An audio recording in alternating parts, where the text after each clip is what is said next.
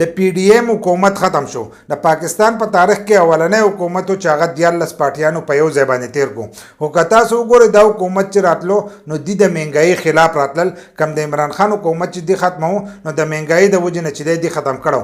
د 14 جماعتونو چې دی په یو ځای اتحاد هغه ته وکړو. دغه حکومت چې دی هغه ختم کو. دی چې موږ به عوامو ته سہولیات راولو او کمګرانی چې دا هغه به موږ ختمو.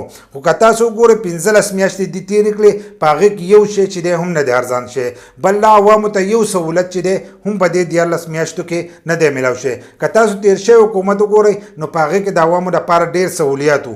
بل هغه چې کومې ننګرخانې کولاو کړي، د شپې ځایونه یې کولاو کړو، صحت کارډ یې کولاو کړو، هغه شیونه چې دي هغه دې بیخي بند کړو. بیا دې 15 میاشته کې چې دی د خالي دغه بند کړو.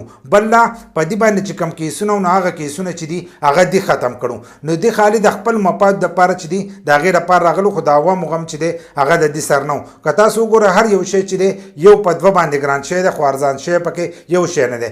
بل لا د دې سره عالم و چې هغه به تیر شوي حکومت ته چې دی هغې ته به د یهودو ایجنټ وي. بل لا هغه به دا وي چې په هغې کې څه کارونه کېږي هغه د یهودیانو کارونه کېږي. که تاسو به دې 15 میاشتو کې وګورئ نو هغه یو هم د اسلام دپاره کار نه دی کړی. بل لا د سلیماګانو بیلونه د هر سره پاس کېدل هغه د دې خلاف چې دی اواز نه دی اوچت کړی. خالي د هغه د وزارت سرکارو چې هغه ته هغه وزارت میلاو شي هغه بیخي خاموشه ناست و، بس بیا یې غږ نه کوو.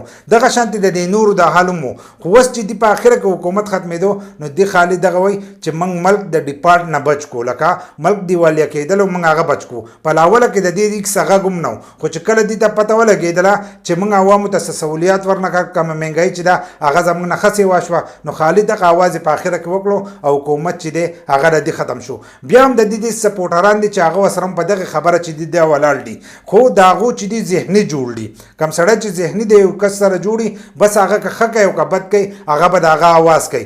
بل لا را روان الیکشن دی. اوس په دې وخت کې به تاسو ښه کوشش کوئ چې کم د ملک دپاره بهتر او د غریب دپاره بهتري او بل لا د اسلام دپاره بهتري تاسو به هغه سړي له چې دی ووټ په ورکوئ.